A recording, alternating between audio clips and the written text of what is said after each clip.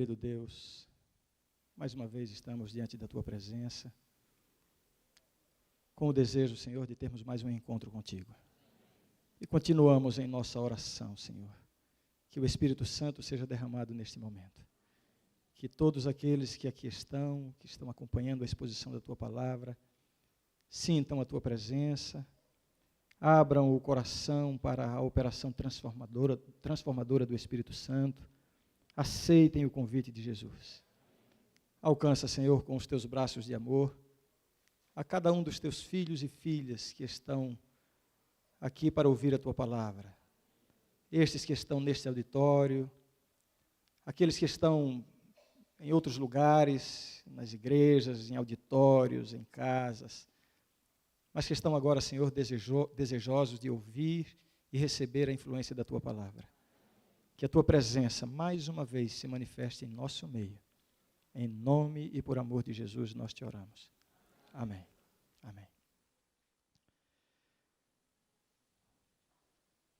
O maior milagre operado por Jesus. Qual foi? A ressurreição de Lázaro.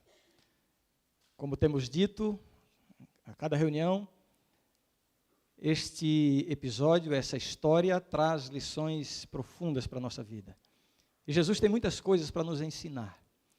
Hoje nós vamos estudar um pouquinho uma declaração que Jesus fez no meio dessa história, que é uma história dramática, uma história tensa.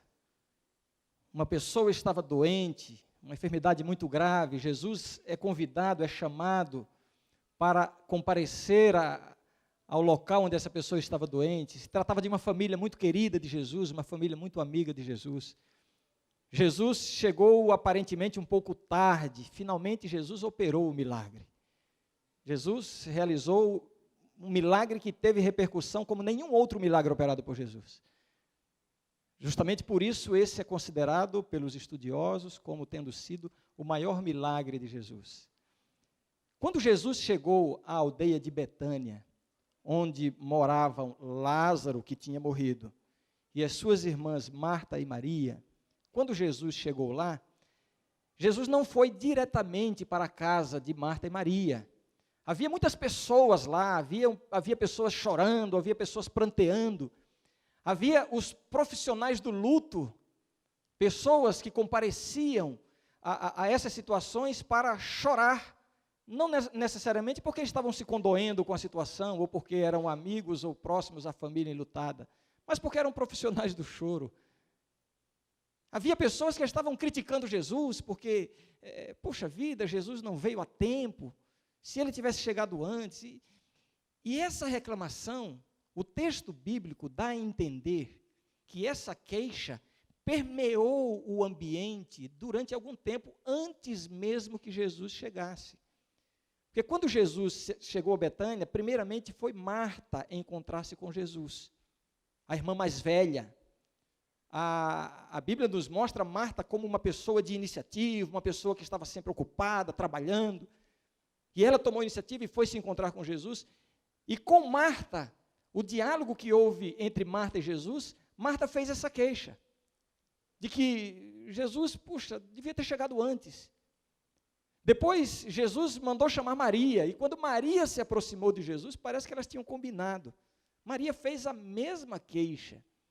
Isso é um indício de que as pessoas estavam comentando, reclamando de Jesus. No encontro entre Jesus e Marta, Jesus fez uma declaração que tem ecoado por todo o universo, não é só aqui nesta terra. Uma declaração que desmente a maior mentira que Satanás trouxe para a história da humanidade.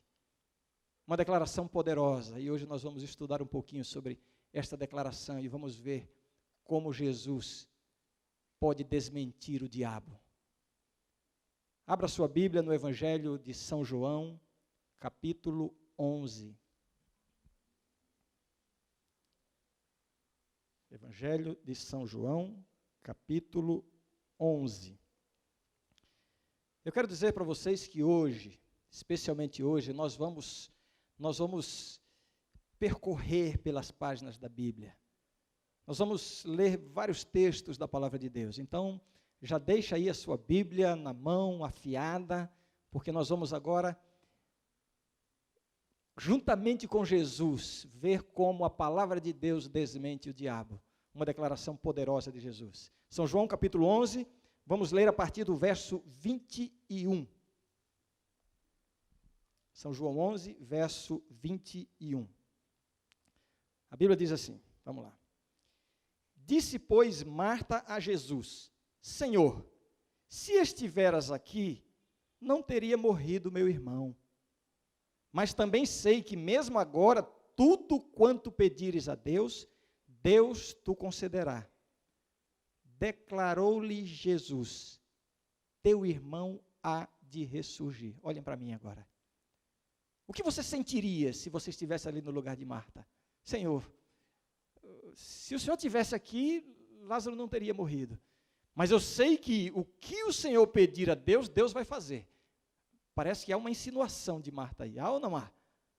Senhor, vejam, Marta não pediu para Jesus ressuscitar Lázaro. Não foi esse o pedido de Marta, mas ela parece que quis insinuar alguma coisa. Senhor, se tu estivesses aqui, Lázaro não teria morrido. Mas eu também sei que tudo que o Senhor pedir a Deus, Deus vai fazer. E aí Jesus diz assim, teu irmão vai ressuscitar. Se fosse você no lugar de Marta, qual seria a sua reação? Eu acho que se fosse eu dava um pulo de alegria e dizia, ô Senhor, que bom, muito obrigado, então vamos logo, que eu quero abraçar meu irmão. Mas, interessante a reação ou as reações de Marta. Marta, ela fica flutuando entre a dúvida e a fé, a confiança e a incredulidade. Senhor, se estivesses aqui, isso é uma expressão de que quem não confia muito em Jesus, mas eu sei que se pedires a Deus, Deus vai fazer. Aí Jesus diz, teu irmão vai ressuscitar. Aí parece que ela passa para o lado da incredulidade. E aí diz assim, vamos ler juntos, verso 24. Eu sei, replicou Marta, que ele há de ressurgir na ressurreição no último dia. Jesus não estava falando de ressurreição do último dia. Jesus disse, teu irmão vai ressuscitar. Mas aí Marta oscilou novamente, foi lá para a incredulidade. Eu sei que ele vai ressurgir no último dia. Marta conhecia o ensinamento bíblico sobre a ressurreição dos mortos. Aqueles que dormem no Senhor, há um dia reservado para que eles ressuscitem. Marta conhecia isso. E Marta tinha esperança de rever o seu irmão, neste ou naquele grandioso dia da ressurreição. Eu vou dizer uma coisa para vocês, para você que está me ouvindo e me vendo. Quem crê na ressurreição tem um elemento que quem não crê não tem. Chama-se o elemento esperança. Esperança. A esperança do reencontro. A esperança de ver de novo, de abraçar de novo. Quando alguém morre, se a pessoa morreu em Cristo, e se quem está cercando a pessoa, o pai, a mãe, o irmão, a família, também tem a vida na mão de Jesus, é claro que todos se entristecem, é claro que lágrimas serão derramadas, haverá choro por causa da saudade, mas não haverá desespero. Por quê? Porque a Bíblia fala da esperança do reencontro. Agora, a esperança do reencontro não elimina por completo o sofrimento presente. Eu estou pensando agora em algumas pessoas que eu não sei quem são, mas que estão olhando para mim nesse momento. E que têm sofrido a dor da perda de um ente querido. Talvez o filho, o marido, um irmão, o pai, mãe. A esperança do reencontro deve estar acesa em seu coração. Mas eu sei, e todos nós sabemos, que a esperança não elimina por completo o sofrimento. Vamos continuar o diálogo entre Jesus e Marta. Agora vamos para o verso 25, e aqui está a declaração poderosa, uma declaração que tem ecoado por todo o universo em todas as eras, uma declaração que desmente a maior mentira do diabo. Jesus disse assim, verso 25, disse-lhe Jesus, eu sou a ressurreição e a vida, quem crê em mim, ainda que morra, viverá. E todo o que vive e crê em mim, não morrerá eternamente. crês isto, Marta? Olha Jesus aí, percebendo a oscilação que Marta tinha da incredulidade para a fé. E Jesus faz essa declaração retumbante, uma declaração que estronda pelo universo. Eu sou a ressurreição e a vida. E Jesus mostra que a vida só existe em Deus. Você está vivo, eu estou vivo, você está vivo. Mas essa vida não é sua. Essa vida é a centelha que Deus transmite diariamente. Um ser vivo é um milagre constante de Deus. Às vezes a gente imagina que Deus fez o ser humano como um bonequinho de corda. Já viram um bonequinho de corda? Fez tudo, criou, soprou, transmitiu vida e deu corda. E a partir daí o ser humano está vivendo por uma reserva, uma bateria carregada. Não é assim. Através da palavra de Deus a gente entende que a vida é a manifestação constante da presença de Deus. Isso deve nos fazer lembrar que se você está respirando, se o seu coração está pulsando, é porque Deus está pessoalmente agindo em você agora. E Jesus diz, eu sou a ressurreição e a vida. A vida só existe em Deus. E a morte? O que é a morte? Não existe um assunto que desperte mais a curiosidade e o interesse das pessoas do que o assunto da morte.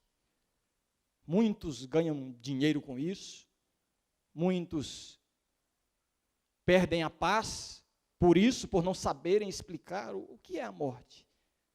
O que acontece quando morre? O que há do outro lado? E uns falam de uma nuvenzinha branca permeando o espaço, outros falam de um grande túnel com uma luz lá no fundo. E assim são as tentativas de saciar essa curiosidade natural que o ser humano tem, de saber um pouco mais sobre a morte.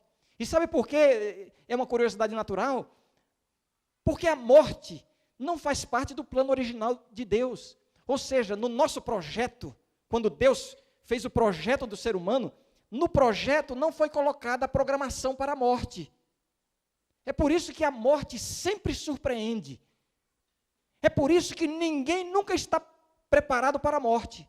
Por mais que esteja preparado, a morte nunca é bem-vinda. Estou falando de circunstâncias normais. Existem situações extremas de desequilíbrio, de distúrbios. Em circunstâncias normais. Você tem alguém na família que está doente, que está enfermo, foi desenganado pelos médicos, e não há mais esperança, e a idade já está muito avançada, e você está vendo que chegou o fim da linha para essa pessoa, é o seu pai, a sua mãe, não sei. Já viveu muito tempo, é o fim da linha, mas a gente vai cuidando, o amor, a gente sabe que é o fim da linha, mas quando chega ao fim da linha, o coração é partido, é atravessado, e a gente sofre. É assim ou não é? A gente não aceita a morte, porque não fomos programados para a morte. O que acontece quando morre? O que é que tem do outro lado? Como se chama o além? Vamos estudar um pouquinho sobre isso agora? A primeira coisa que a gente tem que entender para saber o que acontece quando a morte chega, a gente precisa primeiro compreender e entender como foi que nós fomos criados. Quando a gente entende isso, o assunto fica, eu vou me atrever a dizer isso, o assunto fica simples. Fica tão simples que a maioria das pessoas pensa assim, não pode ser tão simples assim.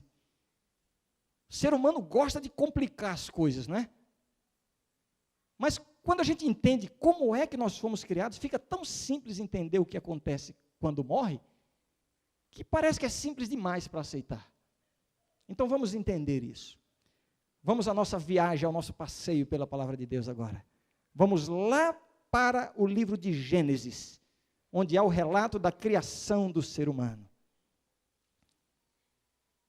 A meu ver, uma das mais belas passagens da Bíblia. O livro de Gênesis, a gente não cansa de ler esse livro. O livro dos começos, né, dos inícios, a gênese da humanidade, do universo. E lá no livro de Gênesis, a vontade que dá é de começar do capítulo 1 e ir lendo tudo, mas o tempo não permite isso. Mas eu convido você, quando tiver oportunidade, quem sabe hoje, quando chegar em casa, comece a ler os primeiros capítulos do livro de Gênesis. E você vai ver que muitas coisas que talvez você não tenha compreendido até hoje, sobre o ser humano, sobre a humanidade, sobre a criação, você vai compreender simplesmente lendo, porque é simples, é simples. Vejam, Gênesis capítulo 2. Todo mundo abriu a Bíblia no capítulo 2? Olhem para mim agora. O que foi que aconteceu ali no jardim do Éden? Deus criou o ambiente, finalmente Deus criou Adão, depois Deus, de Adão, criou Eva, um casal maravilhoso. Deus tinha um plano extraordinário para a raça humana, crescei e multiplicai-vos. E o plano de Deus era que eles enchessem a terra e vivessem eternamente em comunhão com Deus. Só que a Bíblia nos diz que Deus não tolhe a liberdade das suas criaturas. E isso me impressiona. Deus não criou ninguém programado para obedecer. Deus quer um serviço de amor. Deus quer um filho que esteja com Ele porque ama, não porque é obrigado ou programado para isso. Satanás, o anjo caído, havia sido expulso do céu já há algum tempo. E Deus sabia que Satanás ia fazer de tudo para assumir o governo do planeta Terra. Deus, então, elaborou um plano simples e, podemos dizer, fácil de ser cumprido, para que, então, definisse a questão, expulsasse Satanás daqui e a humanidade fosse feliz e vivesse eternamente na Terra. O plano era o seguinte: Deus criou uma situação apenas para que o ser humano, Adão e Eva, demonstrassem diante de Deus, diante dos anjos, diante do universo, que eles prefeririam ficar do lado de Deus. E aí Deus fez o plano. E o plano é esse que a gente vai ler agora. Capítulo 2, verso 16. E o Senhor Deus lhe deu esta ordem: de toda a árvore do jardim comerás livremente, mas da árvore do conhecimento do bem e do mal não comerás, porque no dia em que dela comeres, certamente morrerás. Está clara a ordem de Deus? Não está fácil de entender? E Deus fez uma prova fácil ou difícil para Adão e Eva? Fácil. Muito fácil. Difícil seria se Deus tivesse criado todas aquelas árvores com frutos lindos, saborosos, atrativos, e Deus tivesse dito assim: de nenhuma árvore vocês poderão comer, só daquela. Aí poderíamos dizer, foi difícil. Mas Deus fez o contrário. Deus, de tudo vocês podem comer, menos de uma. A gente conhece a história. Deus preveniu o casal de que eles poderiam ser tentados pelo inimigo. E Deus deu uma sugestão para eles. E a sugestão foi: permaneçam juntos. Permaneçam juntos. É seguro vocês estarem juntos. Não se separem. Fiquem juntos. Isso vale até hoje para os casais. Permaneçam juntos. Virão provações, virão tentações. O inimigo vai investir, vai tentar derrubar, vai tentar derrotar. E a força do inimigo é para separar vocês. Mas se vocês permanecerem juntos, vocês sairão vitoriosos. Guarde isso em seu coração. Permaneçam juntos. Mas a gente sabe o que aconteceu. A mulher, né? A mulher saiu de perto do marido. Que problema quando a mulher sai de perto do marido, né? Deixa eu abrir um parênteses aqui. Evidentemente eu estou descontraindo um pouquinho. Eu já estou convencido de que a mulher sozinha se vira muito melhor do que o homem sozinho. E eu me convenci disso com a minha experiência lá em casa. Quando eu viajo, eu ligo para minha esposa, para minha família, todos os dias. E aí, tudo bem? Está tudo bem. A gente está com saudade, mas está tudo bem. O Renan foi para a escola, a Renatinha está bem. Eu fiz isso, eu fiz aquilo, está tudo bem.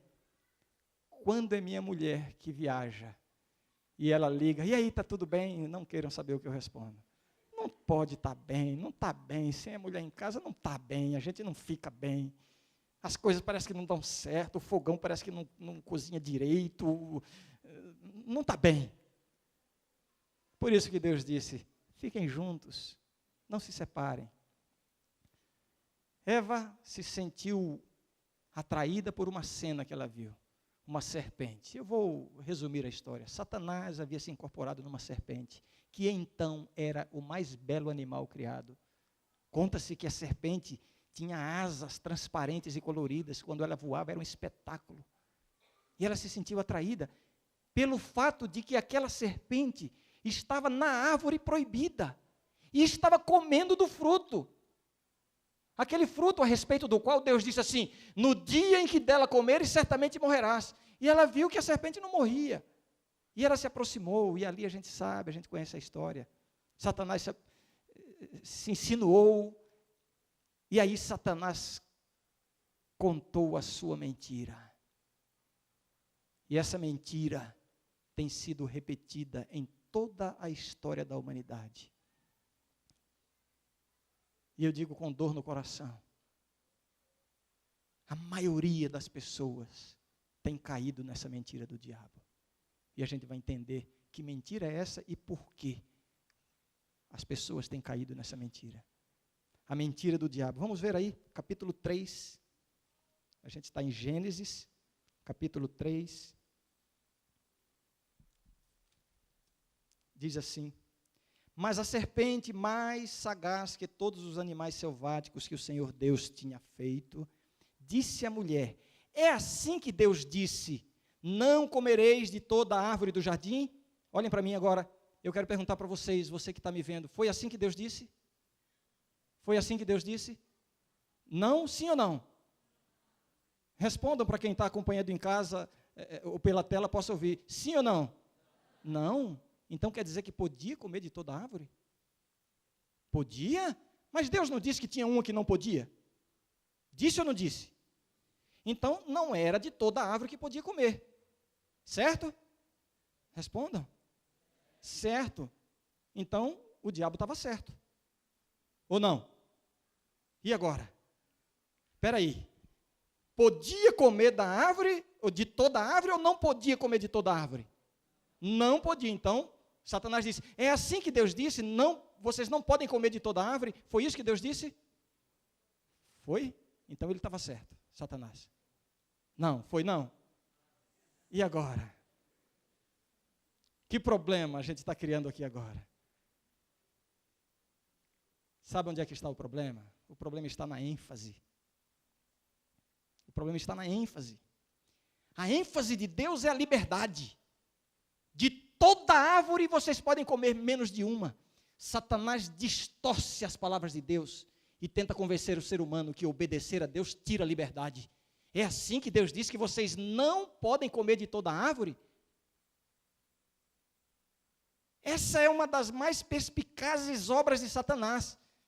Convencer as pessoas de que servir a Deus tira a liberdade.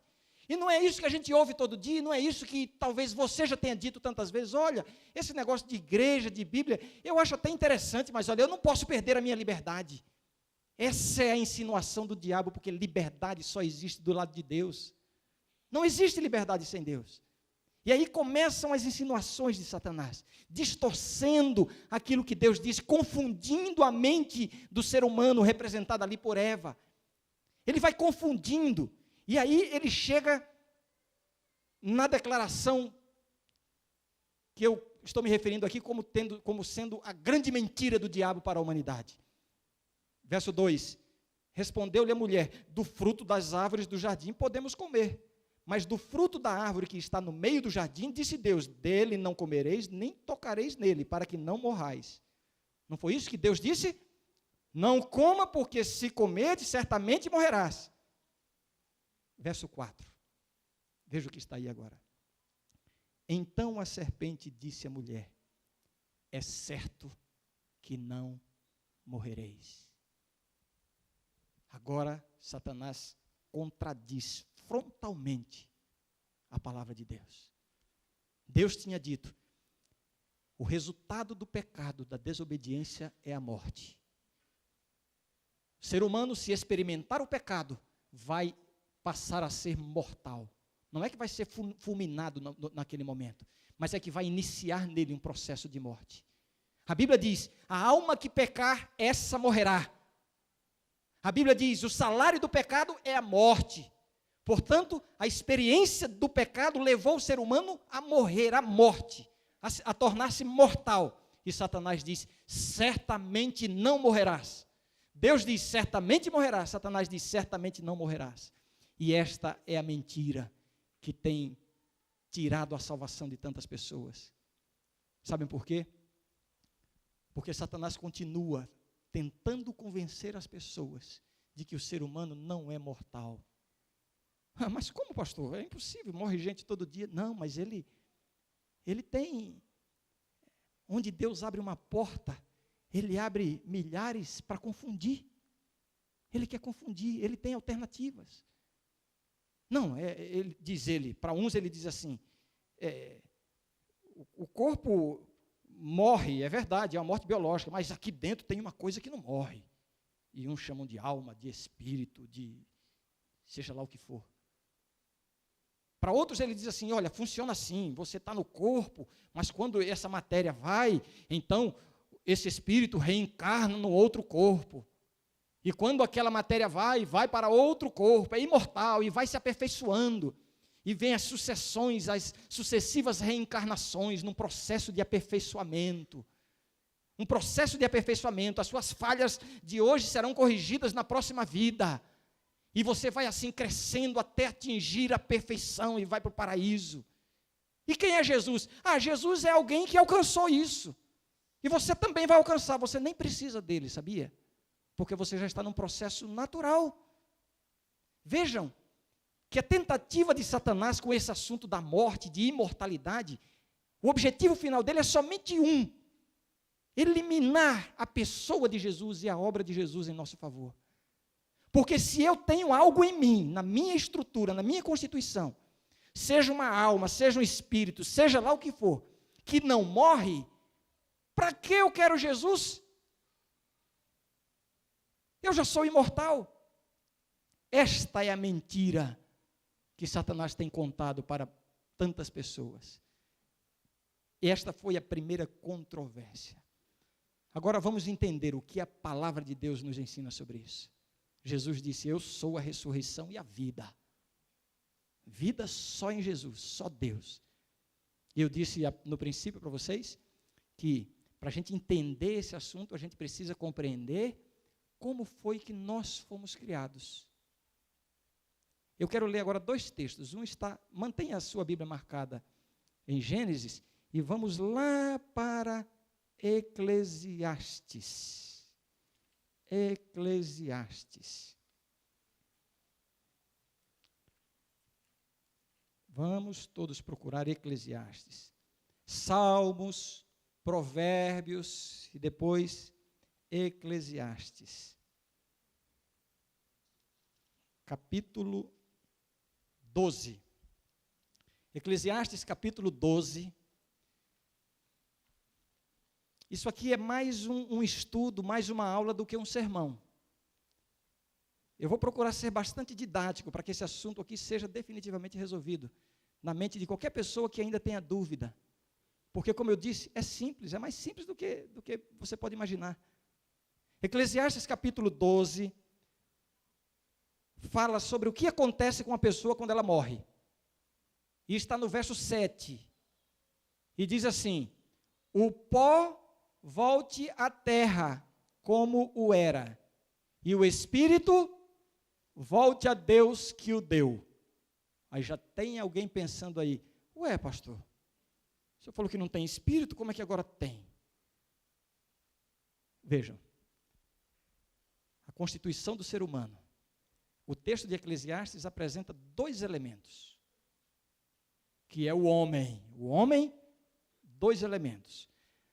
A terminologia, os termos que Eclesiastes usa, que o livro de Eclesiastes usa, o corpo ele chama de quê? De pó. E a outra parte, que a gente vai entender agora o que chama de espírito. O pó volta, quando a pessoa morre, né? O pó volta à terra, o espírito volta a Deus que o deu. Como é que Deus deu esse espírito? Aí a gente precisa agora ir lá para o Gênesis e ver como foi que Deus criou o ser humano e que espírito foi esse que ele deu. Vamos voltar para Gênesis, capítulo 2. Gênesis, capítulo 2. Vejam que aqui, no texto que nós vamos ler, também são apresentados dois elementos que formam o homem. Recapitulando, olhem para mim. Em Eclesiastes, o pó mais espírito é igual homem. Homem, ser humano. Vamos ver agora como é que está em Gênesis. Verso 7. Então formou o Senhor Deus ao homem. Olha o homem aí, o produto final. Formou de quê? Do pó da terra, olha, igual em Eclesiastes. Do pó da terra. E lhe soprou nas narinas o quê? O fôlego de vida. Eclesiastes chama pó e espírito. E aí forma homem, ser humano.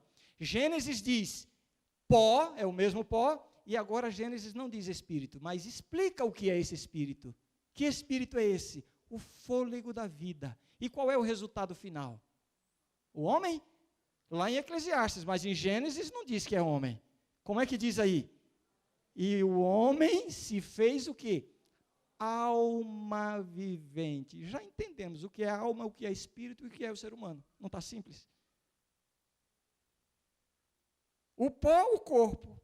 A matéria, Deus formou do pó, volta para a terra. O espírito não é uma entidade fantasmagórica, consciente, que sobrevive à morte, não. O espírito, a Bíblia explica, é o fôlego de vida, a centelha vital que vem de Deus. Por isso que eu comecei dizendo, a vida só existe em Deus. Quando por alguma razão se interrompe esse processo e Deus estabeleceu leis naturais, leis biológicas, se você dá um tiro na cabeça, você está transgredindo essas leis e o resultado será a interrupção dessa comunicação que Deus faz da vida. É o Espírito que Ele está comunicando, é vida. Não é algo consciente, não, é só a centelha vital, o fôlego de vida, que volta para Deus, foi interrompido o processo. E o que era pó, volta para ser pó. Esse produto, ou seja, o ser humano com o fôlego de vida, ou seja, uma pessoa viva, a Bíblia chama de quê? De alma. Você tem medo de alma?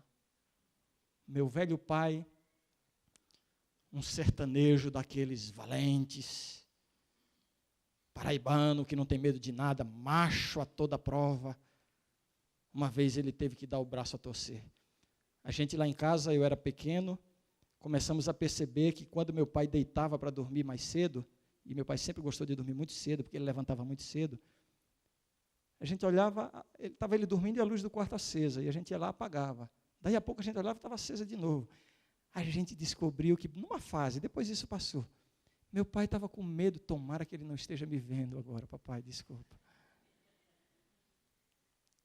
Não, tomara que ele esteja me vendo. A gente descobriu que o papai tinha medo de escuro. E aí, na gozação, tal, aí ele fez uma declaração, ele disse assim, eu nunca tive medo de enfrentar homem nenhum que apareça na minha frente. Agora, uma alma que nunca apareceu, eu morro de medo.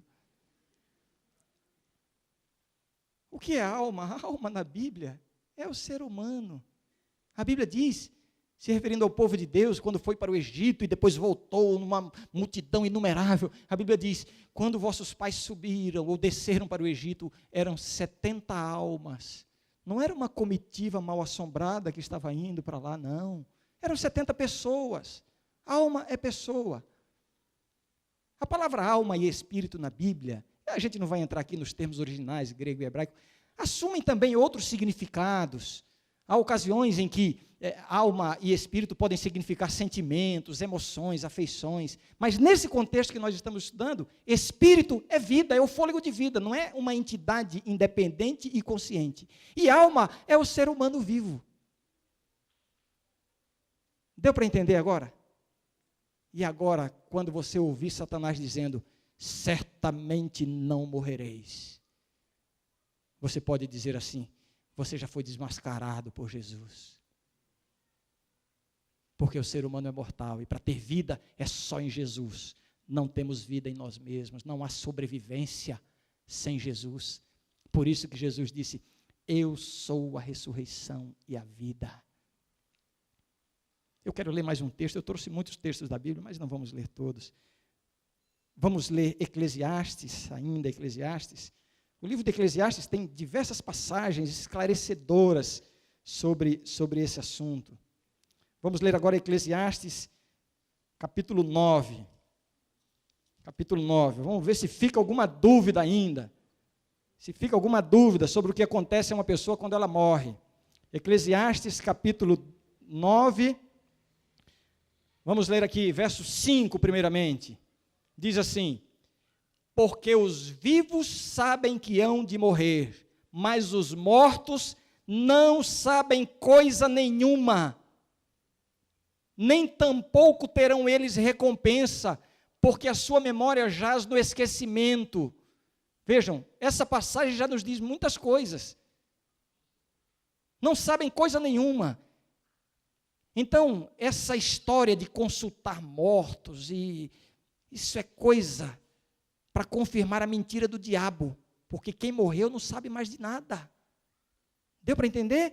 Está claro aqui ou não está? E outra que o diabo diz é o seguinte, não, quando morre, se é bonzinho vai para o céu, se não é bonzinho vai para o inferno, se não é tão bonzinho para ir para o céu, mas não é tão mal para ir para o inferno, fica num lugar intermediário. Em outras palavras, certamente não morrereis. E Deus disse, certamente morrerás. Aí a Bíblia, o texto que nós lemos diz assim, cadê de novo aqui? Nem tampouco terão eles recompensa. A recompensa após a morte não é imediata, não é que morre e já vai ter recompensa, não, não terão recompensa. Nem recompensa de ir para a glória eterna imediatamente, nem ir para a recompensa para pagar os pecados, não existe. Verso 6, amor, ódio e inveja para eles já pereceram. O que é pereceram? Perecer. Acabou. Acabou. E quando eu ouço alguém dizer assim, o fulano já se foi, mas ele está lá olhando para a gente, ele está nos ajudando. Aqui diz que não existe ódio, inveja, coisa boa, coisa ruim, sentimento, não existe mais, pereceram. Essas coisas pereceram. E diz assim, para sempre não têm eles parte em coisa alguma do que se faz debaixo do sol. Os mortos não vêm participar das coisas aqui na vida. Você não precisa ter medo de dormir no cemitério, por exemplo. Tenha medo de quem está vivo. Tenha medo de quem está vivo. Especialmente aqueles que são muito vivos. É desses que a gente tem que ter medo. Mas de quem já morreu, morreu. Não tem parte alguma do que se faz debaixo do sol. Não tem mais participação. Eu quero ler agora o verso 10. Vejam aí o que é que Deus está dizendo. Tudo quanto te vier a mão para fazer, faze-o conforme as tuas forças. Faça agora. Porque no além, para onde tu vais, não há obra, nem projetos, nem conhecimento, nem sabedoria alguma. Deu para entender? Deu para entender? Em outras palavras, morreu, acabou. Opa, eu não terminei o sermão ainda. Até aqui, até esta parte aqui. Morreu, acabou. Eu sou a ressurreição e a vida. Só existe possibilidade de vida novamente, de ressurreição em Jesus. E o que Satanás está tentando é levar as pessoas a pensarem que existe sobrevida sem Jesus, que existe vida eterna sem Jesus. E aí existe uma complexidade, existe uma estrutura, uma estrutura, podemos chamar assim, de um projeto religioso para atender a todos os gostos. Morreu, está lá para interceder, e você vai buscar de não sei quem, porque morreu ainda tem parte. A Bíblia está dizendo, morreu não tem mais parte em nada. Jesus disse, ninguém vem ao Pai senão por mim. É tão claro isso. E a humanidade está querendo ir a Deus por outros nomes, que não seja o nome de Jesus. E Jesus disse, nenhum outro nome é dado pelo qual sereis salvos. Nenhum outro nome é dado entre os homens. O único caminho é Jesus, e o esforço de Satanás é levar as pessoas a buscarem a religião, a vida com Deus, através de outros nomes. E tem muitos nomes, tem nome para cada dia, e sobrando. A ressurreição e a vida, só em Jesus. Uma vez eu estava com a Bíblia aberta, sentado a uma mesa, numa casinha muito simples, pobrezinha. Eu estava dando um estudo bíblico, e estava visitando aquela família semana após semana. E nesta tarde, uma tarde quente, eu estava ali abrindo a Bíblia, e o tema de estudo era esse tema. E eu comecei, era Dona Maria, a senhora entendeu, Dona Maria? Olha aqui, olha, o pó da terra, o Espírito. E ela, na sua simplicidade, iletrada, dizia, sim, eu entendi. E eu fui seguindo, e quando eu descortinei essa realidade de que quando morre não há uma recompensa imediata lá ou ali, e que a única esperança está em agora entregar a vida a Jesus. Ela fez uma coisa que me assustou e eu fiquei assim, perplexo. Ela se levantou da cadeira onde estava sentada, levantou as mãos para cima e começou a dizer assim, glória a Deus, amém, Senhor, obrigado, Jesus, e começou a chorar. Obrigado, Senhor, amém, ai, que maravilha. Eu pensei, o que está acontecendo? Que reação é essa? Eu nunca tinha visto isso. E depois de ela ter que explodir com os sentimentos que ela não pôde conter, ela contou a história dela. Ela disse, meu filho, você não imagina, faz muitos anos que um filho meu foi assassinado, trocando tiro com a polícia, meu filho estava nas drogas, no crime. E eu aprendi desde pequenininho que uma pessoa assim, quando morre, vai para um lugar terrível, onde há um fogo queimando, e vai ficar ali eternamente. E o meu sofrimento, meu filho, não foi pela morte do meu filho, não é pela saudade que eu sinto dele, isso a gente supera, mas a cada noite eu não consigo dormir, quando eu imaginava a alma do meu filho queimando no lugar lá, e agora, glória a Deus que não é assim. A verdade bíblica liberta. Satanás tem aprisionado tantas pessoas com essa mentira, com essa religião falsa, para tirar Jesus da história. Ela disse assim, eu não vou mais ver meu filho, mas eu entendo agora, e eu aceito, e eu estou confortada só em saber que ele não está sofrendo, que a alma dele não está lá não sei aonde queimando. A palavra de Deus liberta. Ali eu vi uma pessoa ser liberta de um sofrimento, de uma dor, por causa de uma mentira que o diabo contou lá no Éden e vem repetindo até hoje. Certamente não morrerás, vai sobreviver de alguma forma. Esta é a mentira que Jesus desmascarou lá na história da ressurreição de Lázaro, quando ele disse assim, eu sou a ressurreição e a vida.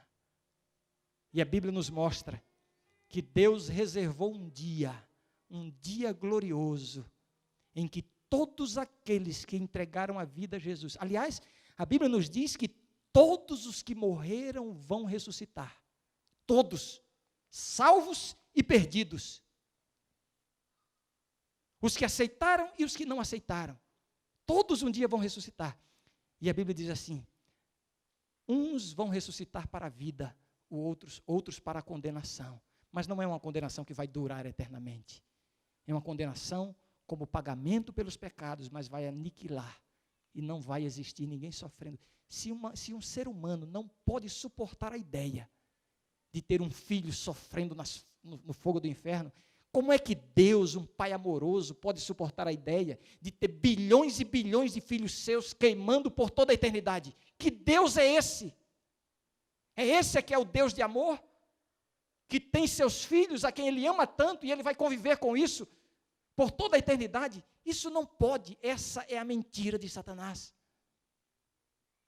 Eu sou a ressurreição e a vida. Só em Jesus há ressurreição e vida. Eu quero terminar mostrando uma ressurreição da qual pouco se fala. A gente sempre fala da ressurreição dos mortos, não é isso? A ressurreição dos mortos. Os que aceitaram a Jesus, quando Jesus voltar, vão ressuscitar. E vão viver eternamente. Todos seremos transformados num abrir e fechar de olhos, diz a palavra de Deus. Aquilo que é corruptível se revestirá de incorruptibilidade. Aquilo que é imortal se revestirá de imortalidade. A ressurreição para a eternidade. Viver eternamente com Deus. Mas enquanto estamos aqui, a Bíblia fala de outra ressurreição, que não é nenhuma dessas, mas que é uma condição para aqueles que querem viver eternamente. A Bíblia fala sobre a ressurreição dos vivos. E eu quero ler com vocês agora Efésios, lá no Novo Testamento. Efésios capítulo 2. Esse texto foi escrito para as pessoas que moravam na cidade de Éfeso, pessoas vivas, membros da igreja, cristãos que estavam lá na igreja de Éfeso, pessoas que se levantavam, que se alimentavam, que trabalhavam, que iam para a igreja, almas viventes, como a Bíblia diz, seres vivos. E o apóstolo Paulo diz o seguinte, se referindo à obra que Jesus faz no coração de quem o aceita. Capítulo 2, verso 1. Ele, Jesus, vos deu vida, estando vós mortos nos vossos delitos e pecados. Jesus deu vida. Quem precisa de uma nova vida não é somente quem morreu biologicamente, é quem ainda não aceitou a Jesus como seu Salvador. O que a Bíblia nos diz, sabe o que é? Ouça e entenda o que eu vou lhe dizer agora. A Bíblia está tentando nos mostrar que a vida sem Jesus é morte. A vida sem Jesus é morte. Não tem sentido viver sem Jesus. Satanás está dizendo, não, Jesus tira a liberdade. É verdade que Deus disse que não pode. Não, Deus disse, pode sim. A vida com Deus é uma vida de liberdade. É uma vida de alegria, é uma vida de paz. Mas para isso, você precisa ressuscitar. E é Jesus quem lhe dá essa nova vida. Não é isso que lemos aí? Ele vos deu vida, estando vós mortos. Viver sem Jesus é estar morto. E Jesus está dizendo para você neste momento, eu sou a ressurreição e a vida. Se a sua vida tem sido uma morte, se você tem um vazio no coração, se você sente que não dá mais para continuar sem Jesus, você não tem forças, aceite a Jesus como seu Salvador, e Ele vai ressuscitar você. Talvez alguém pense assim, mas pastor, eu tenho um vício na minha vida, eu sou drogado, eu bebo, eu fumo, eu tenho hábitos que eu não consigo vencer, eu não consigo deixar de trair a minha mulher, eu não consigo. Sabe por que você não consegue? Porque você ainda está morto. Não é você que tem que corrigir isso para ir a Jesus, não. Um morto não vai a Jesus, o nosso papel é aceitar. Quando você aceita, aí Jesus entra na história. E aí Ele vai lhe dar vida. E Jesus disse, eu vim para que tenham vida, e vida em abundância. Você está precisando dessa vida, a vida que só há em Jesus. Eu só tenho uma coisa para lhe dizer agora: aceite a Jesus como seu Salvador. A morte de Jesus é o passaporte para termos acesso à vida. É por isso que a gente fala tanto da cruz do Calvário. Quando eu penso na cruz do Calvário, eu quase que posso ouvir o som dos cravos, ouvir o som da zombaria, ouvir o som da humilhação. Você consegue ouvir o som do sofrimento, dos trovões? Pois foi naquele palco que Jesus pagou o preço, comprou o ingresso, para que tenhamos vida. A salvação finalmente chegou ao pecador. A Laura vai cantar um hino agora. E eu quero fazer um convite. O convite é para você que está precisando de vida, da vida que há em Jesus, a vida que só Deus pode dar. Você que precisa que Jesus seja a ressurreição e a vida na sua vida, abra o coração e Jesus vai lhe dar essa vida. Jesus vai restaurar, Jesus vai lhe dar a vitória, mas você precisa abrir o coração. Enquanto ela canta, eu quero convidar você a ter coragem de aceitar esta oferta de Jesus, de abrir o seu coração e de dizer assim: Senhor, eu aceito esta vida, eu quero esta vida. E você vai dizer isso, sabe como? Levantando do lugar onde você está e vindo aqui à frente. E Deus vai ressuscitar esse coração que talvez já esteja morto dentro de você. Quem é a primeira pessoa que vai aceitar a vida que Jesus está oferecendo? E vem aqui à frente para orarmos juntos. Quem é o primeiro que virá? Amém, amém. Enquanto a Laura canta, levante-se de onde você está e aceite esta vida que é em Jesus. Aceite o poder de Jesus no seu coração. E venha aqui à frente enquanto ela canta. Não resista ao convite do Espírito Santo.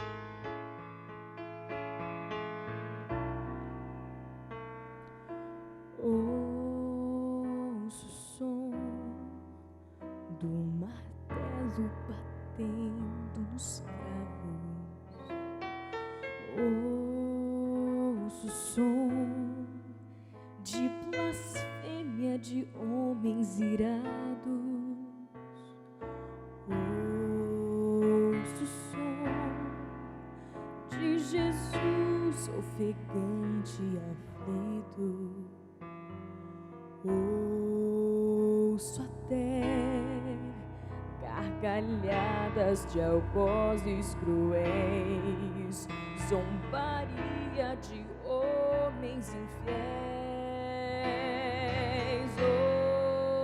Ouço o som de Maria a seus pés soluçando.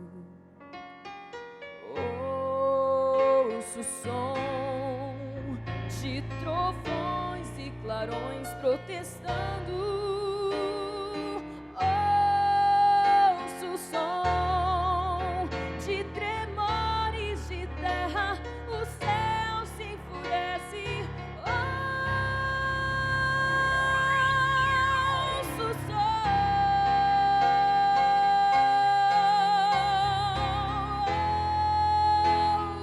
som de angústia, de dor, de gemidos.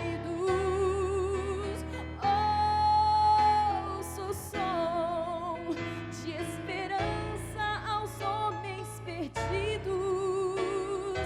Vejo o Pai com seu coração dilacerado por estar de Jesus separado.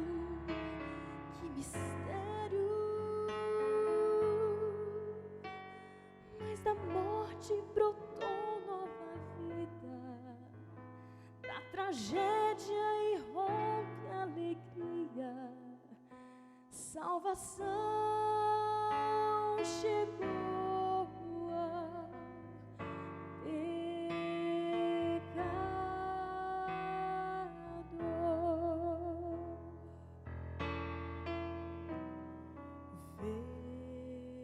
Vejo então que o universo inteiro contempla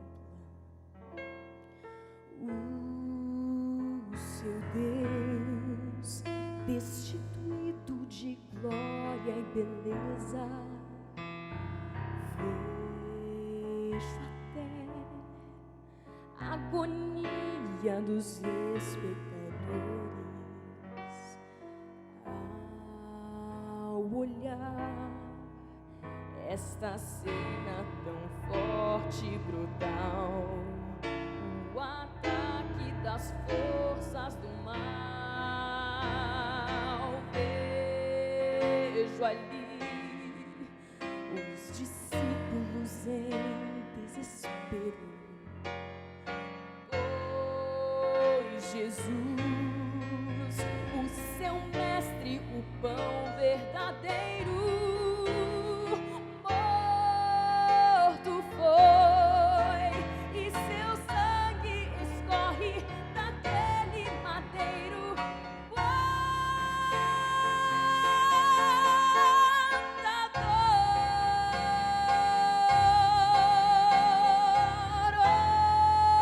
Ouve a voz que te chama da cruz do Calvário. É Jesus que pagou o preço tão necessário. Ele diz: filho, eu me entreguei por inteiro e sofri por amor verdadeiro, infinito. Eu morri pra poder te dar vida, vida plena que nunca termina, ao alcance de quem aceitar.